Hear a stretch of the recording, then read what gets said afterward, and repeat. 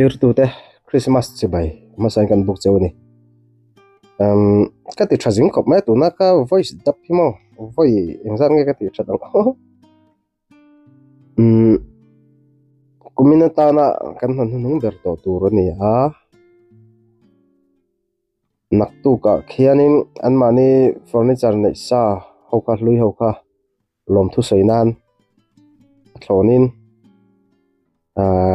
clear te ka sang do nang khum te dressing table te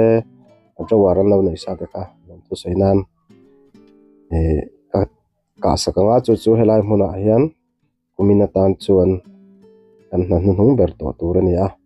ui te po tal antuma mar chu an leya an ti chuak leya apoi khop mai kha ui ti chuak kamo sangli zangai nan leya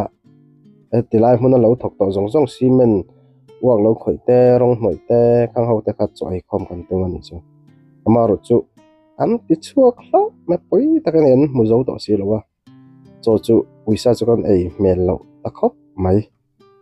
chuanin video te min lo hlut sak ve thina kalom khop maya khongai takin like lama te comment lama te po tran min lo lak pu la ka du khop maya tin fb ka post aya kim chang hi youtube ba hianin ka post thina akum engmoti kalta tangkhan chung te po chu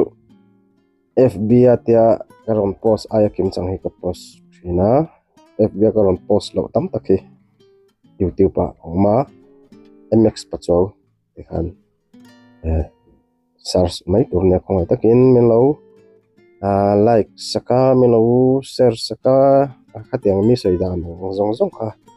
ka du ve ve kani ka ngen chewani chu chunin ustain kan kapa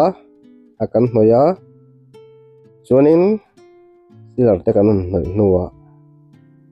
clear kan kapa ka clear ka khi ka kap luang deuh le ngala naktu ka sandpaperin kan an hrula vekanga clear khi vai khat chu ka le ngai pot le ngai chan chu luang kha om zeu zewa nakina kim chang deuh lakin a in zong zong hi kalaron vlog to ni